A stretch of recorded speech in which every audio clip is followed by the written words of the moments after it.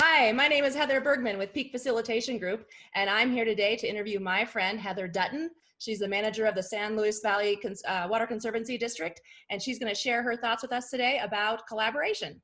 Hi, Heather. Hey, Heather.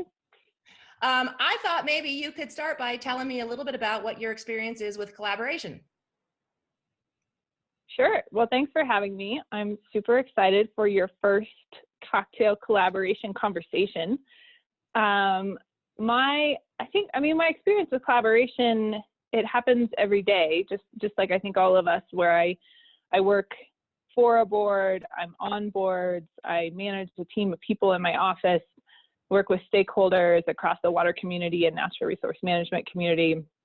And then even I feel like that kind of gets into my relationship with my friends too, is how do we work together effectively and get stuff done.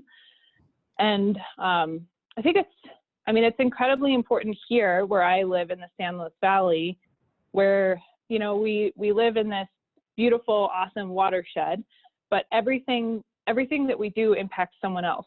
Just like in all these other watersheds across Colorado and across the US and in the world, decisions that happen in the headwaters impact other people. And so now more than ever, it's so important for all of us to just continue to work together and to think about how we're affecting other people and to collaborate effectively. And yeah, I'm a firm believer that we're better together. Excellent. You don't just collaborate just because it's fun. You do have a professional requirement or an expectation perhaps of your job as a manager of the district. I'm wondering what you think are the benefits of collaboration for you personally and then for the district and all the people that you represent and work for. Working for the district, I've come to realize that managing water takes a lot of coordination. And so at a basic level, it's important for me just to have good communication with our partners and with the people that I work with on a day in and day out basis. I think on a more complex level, we're seeing not only this increased demand on the resources and increased demand of different type of uses, but it's at the same time that the supply is becoming increasingly unpredictable and trending downward. And so because of that, and recognizing that that's the case everywhere, is that we're all, as there are more people, there's just this increased demand for us to manage resources in a different way. And so I think collaboration is at the core of that. We have to find more ways to make water work harder. And the benefit of that is that if we can do that effectively, we can maintain a thriving agriculture economy while also maintaining habitat for fish and wildlife and making space at the table for a robust recreation community. And so I think for me, that's one of the maybe greatest examples of really how we're trying so hard to collaborate effectively, but also a goal too, because we're learning every day and trying to get better at it every day. Excellent. So I can't help but notice that you are a young woman and having worked in Sure water, am.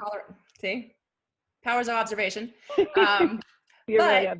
I've worked in water in Colorado for about 15 years myself, and it does appear that the predominant and historical demographic of stakeholders in Colorado water is primarily older men. Wondering if you've given any thought to how being a young woman in water affects your engagement and collaboration, or affects how other people collaborate or engage with you. Sure. Yeah. I've definitely thought about it, because you are correct. I'm a woman in my 30s, and so professionally, I think that is considered young. Compared to the rest of us old people, you're just a spring chicken. There are definitely, if you look at the board of the CWCB, there are a lot of young women on that board now, and so things are shifting, and I think the demographics are changing a bit. But my greatest advice to people who want to build these types of collaborations is to show up and to listen, and not just listen until it's your turn to talk, but to truly listen, to find out what people are passionate about and what knowledge they have to share. And I know it's been one of the great privileges of my short career to become close to and learn from some of the older gentlemen that run in our circles, because they're the ones that built the projects and the programs that now I'm running And so what better way to think about the future and where we're going than to understand how we got here? Going into this conversation, something that I, had thought about was that if anyone watches this conversation and is kind of feeling like, I'd really like to get into water, but it's too intimidating. A little secret is that it is to all of us. Everybody who works in water knows that it is confusing. It's confusing, and it's hard, and it's complicated. And so I've never met anybody who, when I asked a question, treated me like I was dumb. Mm-hmm. Because we all expect that no one understands the one thing that we're experts in. And so, I understand my district really well, but I don't even understand the other districts in the San Luis Valley, let alone the history of the Northern Colorado Water Conservation District or the Colorado River District, or actually Northern's a conservancy. But and nice so save. so that's just where I love hearing from people, because I try to be totally transparent that I'm not an expert in their area. And so I can't help be part of the conversation if they don't tell me about it, if I don't understand it. And it goes both ways. It takes me seeking it out, but it also takes people being generous enough to share their experiences and their knowledge, because there's no other way to get it. And my sense is it's part of why you're successful connecting with people in the way that you are, but also generally why people who are successful in collaboration succeed, is that openness and that humility and the willingness to say, I don't know, tell me about it. I literally have no idea what you're actually talking about. I used to say that I know a lot about water compared to people who don't know anything about water, and I don't know anything about water compared to people who do. And someone once said to me, "Oh, Heather, no one knows anything about water. We're all just winging it." I'm like, oh, okay. Well, I feel I'm good pretty about sure that. That's true. I think that's totally it. That somewhere along the way, someone made it seem like if you don't have all the answers, you're either not paying attention or you're weak somehow. And that's just the biggest fallacy there is. And all the best leaders that I know bring that attitude to their work every day. And the irony of it is, every single person I've ever heard say some version of what you just said is someone that I would consider to be an expert in the field in which they work, but they don't see themselves that way.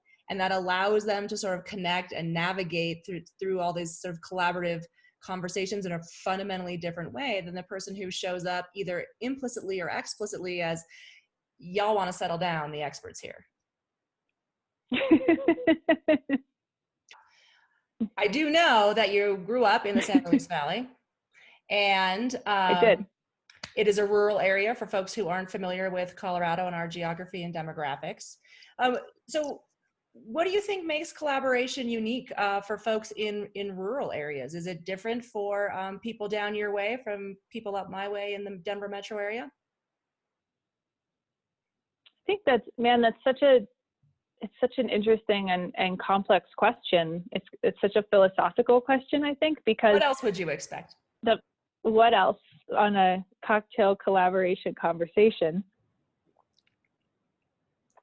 I mean, the core of collaboration is meeting people where they're at. And so in rural communities, it comes down to trust, respect, and credibility. And people knowing that you're going to show up and you will do what you said that you were going to do. And, people, especially in rural areas, they want to know who they're working with. They want to know your family. They want to know if they went to school with your mom. They want to know if who are your people. And that might be something that's a little different than in urban areas, is that we put such an emphasis on connection to place and to these families. And, oh yeah, they're, my family ranched up Pinus Creek, but also farmed near Sargent. Oh, okay, we might know each other.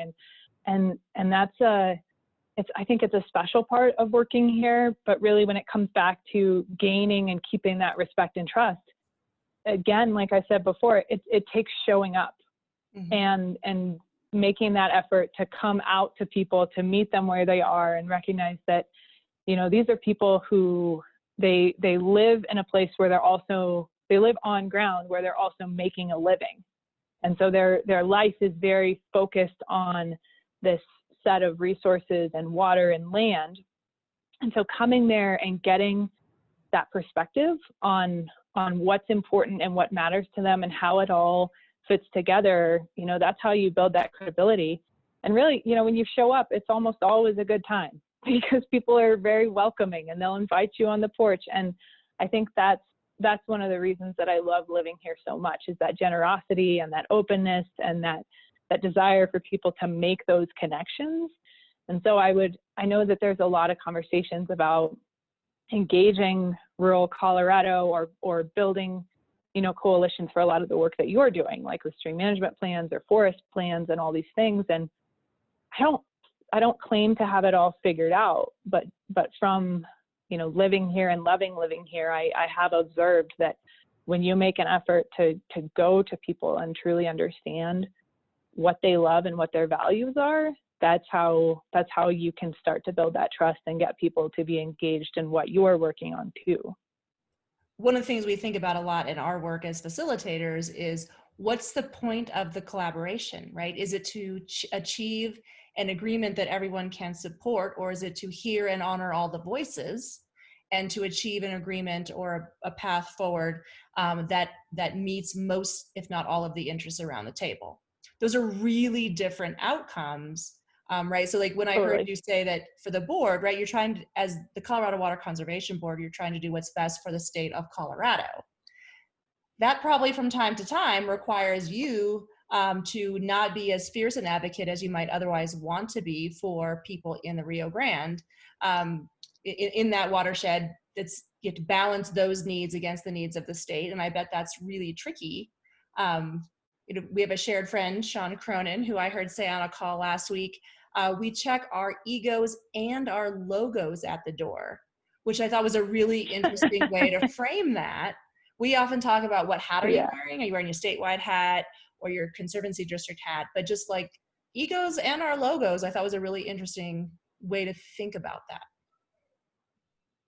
Yeah, I think that is interesting, and I can definitely identify with, you know, what Sean's saying, that if I think it goes both ways, that if I went up there to a meeting and walked in with my conservancy district hat on, or even just my Rio Grande Basin logo on, which would be a snazzy logo, of course. Very sexy shirt. I hope to see that.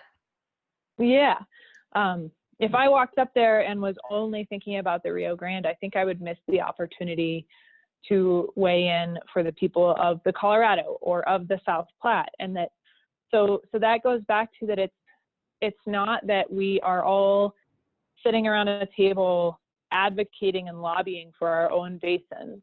It's that we're sitting around a table trying our hardest to understand the issues in each basin so that we can make decisions and weigh in on things that affect every single basin and truly care about them. We had one of the most, I would say, emotional and exciting projects that we've had since I've been on the board was last November, when the folks from the Arkansas Basin came forward and brought a funding request for the Arkansas Valley Conduit Project.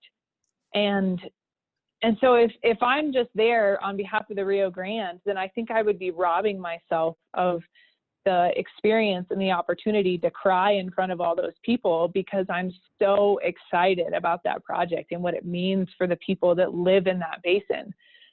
And so it's not just making hard decisions, it's getting to truly be invested in and to celebrate the wins that happen in these other areas, and to feel like, yeah, I'm on your team, even though I live in Del Norte and you live in La Junta. And I think what I hear you describing is that even though the Water Conservation Board is a voting entity that, again, is quite formal compared to, a process run by yours truly, that you experience it as a collaborative environment, and it whether people understand it to be established as a collaborative environment is different.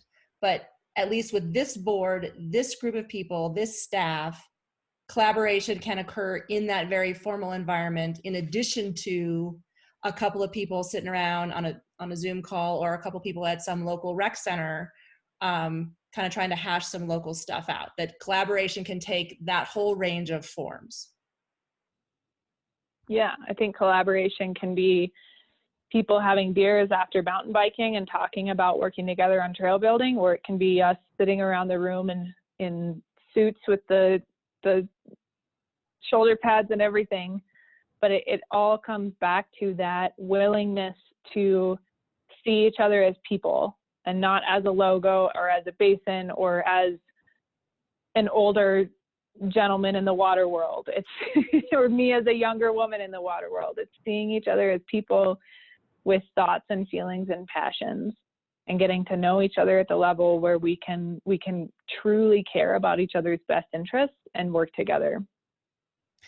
And I don't think anyone is at their best in shoulder pads. So I'm just saying that maybe we should all just agree, no more shoulder pads. So I would like to hear, Heather Dutton, your final thoughts. If you could summarize sort of your advice or big takeaways from collaboration in maybe 10 words or less, what would you say to people who are listening? Here's my takeaway for the audience on the World Wide Web, which is show up, be kind, listen, find common interests, and do good together. Fantastic. That was 5 things.